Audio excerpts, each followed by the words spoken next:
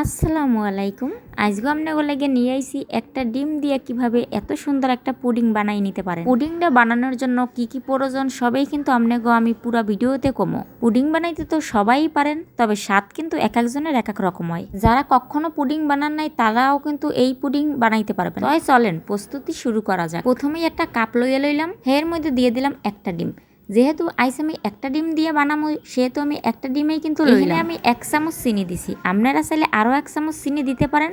চিনিটা যার যার পছন্দ অনুযায়ী দিবেন। তারপর কিন্তু দিয়ে দিলাম সামান্য একটু লবণ। এই লবণ দেওয়ার কারণে কিন্তু মিষ্টির স্বাদ আরো দ্বিগুণ বাইরে যায়, হে কিন্তু সবাই জানে। কিন্তু আগে থেকে জাল করে রাখছি হাফ কাপের মতো দুধ, এইটা কিন্তু দিয়ে দিলাম। কিন্তু আমি 1 চামচ গুঁড়া দুধও দিয়া লইছি। গুঁড়া দুধ দিলে স্বাদ কিন্তু আরো দ্বিগুণ বাড়ায়, আরো বেশি ঘন হয়। এখন এইগুলা কিন্তু ভালো করে গলাই লইতে হবে, এই জন্য একটা চামচ দিয়ে আমি কিন্তু গলাই নিতেছিলাম। পুডিংটারে আরো একটু স্পেশাল করার জন্য আমি এখানে চীনা বাদাম কুচাইয়া দিয়ে লইছি, আপনারা যে কোনো বাদাম দিতে পারেন। একটু স্পেশাল তৈরি করার জন্য আমি কিন্তু এখানে বাদাম দিছি, তবে এটা না চাইলে আমরা নাও দিতে পারেন। তারপর কিন্তু আবারও গোলাই লইতেছি ভালো করে। সবকিছু সুন্দর মতো গোলাই না হয়ে যাওয়ার পরে আমি এখানে আর একটু সৌন্দর্য দেখানোর জন্য দিয়ে দিলাম 1 চামচ হালকা একটু ভাইজা রাখা তিল, কিন্তু আমি এখানে 1 চামচ তিল দিয়া লইছি। তিল বা বাদাম এগুলো ছাড়াও কিন্তু পুডিং খুবই সহজে বানানো যায়, তবে আমি ওই যে বললাম একটু স্পেশাল তৈরি করার জন্য এইগুলা দিলাম। যাই হোক, এটা আমার গোলাই না হয়ে গেছে, এখন এক পাশে এটা রাইখা দিই।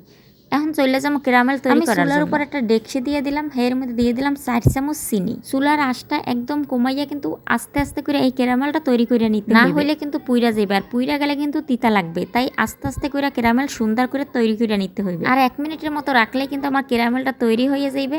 এই দেখেন হয়ে গেছে, এখন নামাই নেব। যে বাড়িটাই আমি পুডিং সেট করবো ওই বাড়িটাই কিন্তু ক্যারামেলটা ডাইলা লইলাম। এখন বাড়িটা একটু ঘুরাইয়া কিন্তু ক্যারামেলটা সেট করে লইতে আছে। আমার ক্যারামেলের কালার কিন্তু অনেক অস্থির হয়েছে। কালারটা দেখতে যত সুন্দর হইবে অত সুন্দর কিন্তু আমার পুডিংটাও দেখতে হইবে। এখন কিন্তু এই বাড়িটার মধ্যে সেট করে নেবো। এই যে গুলাই আপনারা চাইলে বাটি বা কাপ বা যে কোনো একটা কিছুতে কিন্তু এই পুডিং সেট করে নিতে পারেন। আমি কিন্তু এখন ডাইলা দিলাম।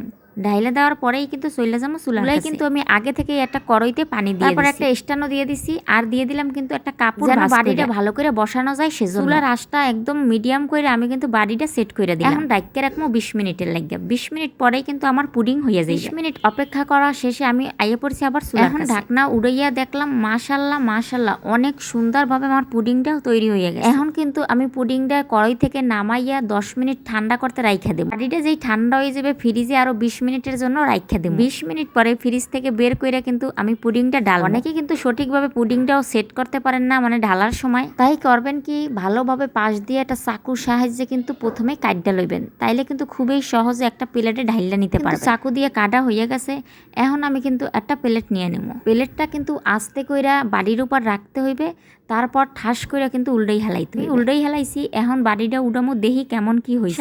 মাশাআল্লাহ অনেক সুন্দর হয়েছে আমার পুডিংটা।